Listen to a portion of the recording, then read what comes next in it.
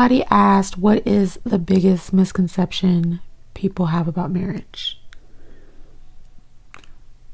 There's a whole lot of misconceptions that people have about marriage.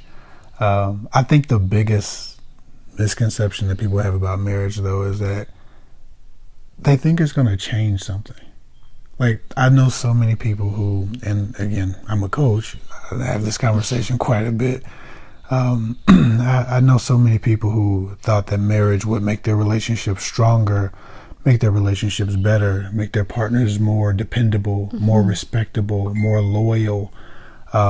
People think that, and they do this with babies, they throw babies in toxic situations hoping that the baby changes things. But I think people think that the marriage will somehow or another, maybe subconsciously in their partner, create a level of security that they have to then act out. Yeah. So if your partner treats you like shit, but you convince them to marry you, now they know it's serious, so they have to act right because y'all stuck together or you're invested. But that's just not how people work. And I've had hundreds of clients who thought marriage was going to make their relationships better. And if you don't have a functioning relationship, if you don't work well as a team, if you don't respect each other, if you're not loyal, if you lie, cheat, steal, hide things from one another, need privacy from one another. If you have all of those concepts and challenges as two people dating or two people in a relationship, you're going to have those same issues married. You can't legislate morality no more than you can essentially legalize and legislate the behavior of a person who doesn't respect their partner. No, like, people are who they show you. Yeah. So if somebody's cheating or lying or doing all these things before you guys get married and you think, oh, well, once we walk down that aisle, things are going to change. It's just... Right. He got to act right. I've heard this so many times. Like they think once they sign that paper. Yeah. He better act right, girl. Or boy, hey, she better get it together. We're going to be married. Like, that's not how it works. Society alone, maybe it's just like, something that was created, like almost like they feel like it's like a power thing. And it's not. I'll say this: your relationship is no more secure when you're married than it is if you're dating. Marriage is important for legal reasons, is important for the subconscious level of security you can provide yourself on top of a secure relationship. But without a secure, respectful, considerate, loving relationship, a marriage can't add those things to it. And I think marriage is what you put into it. Yeah. What you give to it. Yeah. Like, we were together for 5 years before we got married, right? Yeah. So to me, it was like we had put so much in it already. But I wanted the marriage because really for legal purposes. Right. I didn't want to have a little bastard son. Right. It's like to solidify what you already have. Yeah. You know what I'm saying? Like to seal it. Yeah. But it's not something that's like, oh, this is going to make you better, or this is going to change your personality completely. Like, they know who they are.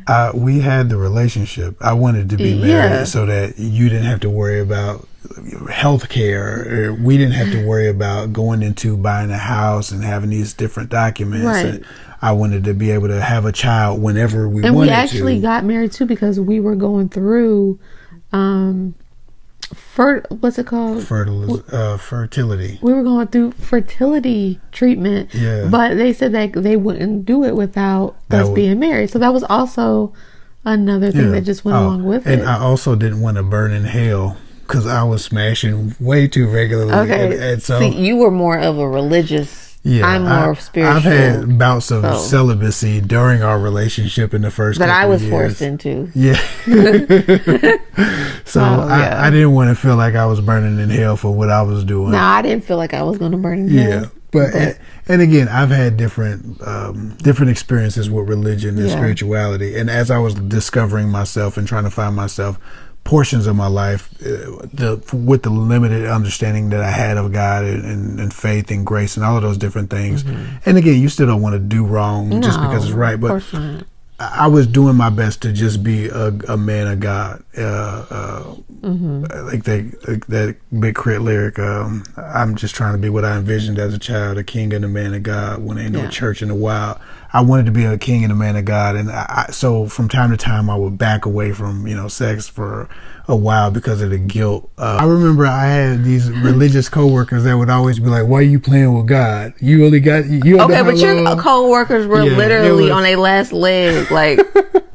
Old people be putting so much hell pressure and fire and brimstone on young people, but that's beyond the point. Is it an accomplishment? No. Do you get status from it? You shouldn't, but some people still will give you a little bit more respect if they find out you're married. Especially like if you're an older married couple, like, oh, they've been together 46 years, but grandpa was beating her, cheating on her, kicking her ass, locking her in the cellar, all that stuff. Like, marriage by itself isn't. Is that really the dream? I don't know. Hell no. So now look, we ain't talking down on marriage. Obviously, we love marriage. We are very happily married. But if you're happy in the marriage and the person that you're marrying is what you wanted beforehand, like you're not forcing it, I think that's. We were adequately and equally yoked, and that's why our marriage is great, because we were great before that. I always see online people like, oh, I always see courtroom weddings work out more than the big weddings. Or vice versa, and it's like, it's not the wedding, it's not that has nothing to do with it. It's what you're giving. Are you equally yoked?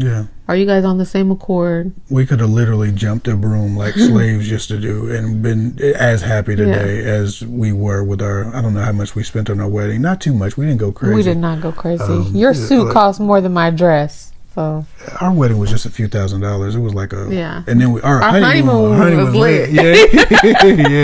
Right. Yeah, the honeymoon, we went to Jamaica and had a ball. So we spent our money on the honeymoon. But to that point, that hot ass wedding. Yeah, man, it was 103 degrees on our wedding day. I would not do a summer wedding again. Ever. Well, do a fall wedding. That's your favorite season anyway. If we renew the vows, we renewing them shits in fall. Yes. But those are the biggest misconceptions about marriage, is that they'll fix a broken relationship, and that you have accomplished something by becoming married. Too many people's identity is fixed on them being married. A lot of women specifically have been brainwashed into thinking that their value to the world has everything to do with if they're married and who they're married to. And I think that is a whole nother conversation. But you have to be great. You have to be friends. Like, there's so many people who have, like, they're married, but they have separate lives. They don't even really know their partner. They're not even friends. They don't want to hang out together. It's like, it's very strange. That's one of those things that I think, if you're good enough to be girlfriend and boyfriend forever, you're good enough to be married. And everybody shouldn't be in a girlfriend and boyfriend ship, to be quite honest. So some people are just unfit in the coupling that they've created. Just a bad matching. Right. So those are the biggest misconceptions that I've caught as a relationship coach. The disappointment. Also, the Hollywood portrayal of what a real relationship is. Like the movies? Yeah, the expectation. All the movies and stuff. Yeah, the romance, constantly dating, constantly in love, constantly over the moon, constantly focused on each other. That is not how marriage works. We talked about special needs parenting in another video. Man, sometimes we'll have a week or two where we don't have time to be each other's because we are our children's. You know what I'm saying? Like, they'll step in front, and you'd have to give each other grace to be that other thing that you are for someone else. Sometimes you're a mother, sometimes you're a wife, sometimes you're a daughter, right? Like, marriage should come with that level of grace. And I think that too many people have a perception that when you're married, you essentially own your partner, and your relationship is the only relationship that matters, and then they take from their partner the space to be everything they are in their other relationships and dynamics. And so that's a big deal, like, too. to me, it's important that you're still you and that you can work in your gifts. And so, like, there are times when I'm like, I have to step back so that you can be the person that you're supposed to be. Like, I don't own you. You know what I'm saying? Yeah, vice versa.